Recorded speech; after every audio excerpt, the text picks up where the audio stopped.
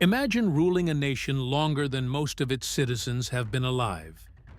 Imagine holding power for over 4 decades, surviving coups, elections, wars, and time itself.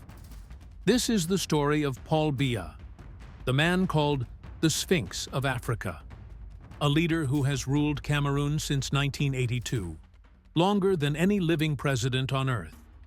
But how did he stay in power for so long? And what is the true cost of his silence? Paul Barthélemy Biya Mvondo was born in 1933 in the small southern village of Mvomeka, Cameroon. Unlike most who seek power through charisma or revolution, Biya rose through quiet obedience and education. He studied in France, graduating from the prestigious Sorbonne.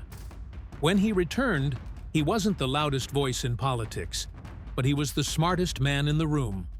Under Cameroon's first president, Amadou Ahidjo, Biya became his trusted right hand, disciplined, calculating, invisible. In 1982, when Ahidjo suddenly resigned, Biya, the quiet technocrat, became president. Few noticed that history had just changed forever. When Biya took power, many thought he would last only a few years.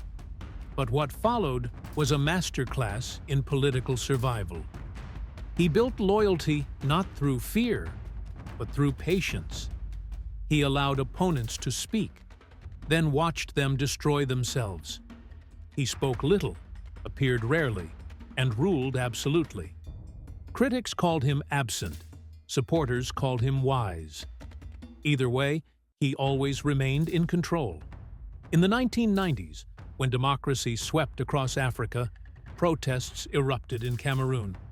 Many thought his era was ending, but Biya legalized opposition parties and still won every election that followed. By appearing flexible, he became untouchable. As years passed, Biya's rule turned from reformist to remote. He spent long periods abroad, often in luxury hotels in Geneva, earning him the nickname the President Abroad. Meanwhile, Cameroon's youth faced unemployment, corruption, and conflict.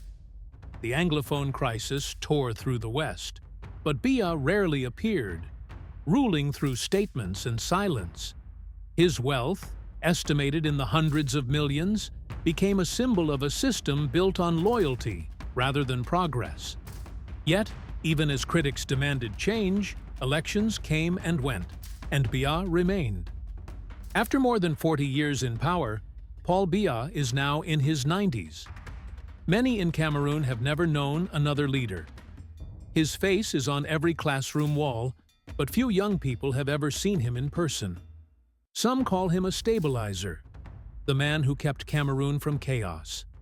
Others call him a dictator, the man who silenced change. But perhaps Biya's greatest strength was knowing when to do nothing. As the world watches a new generation rise in Africa, one question remains.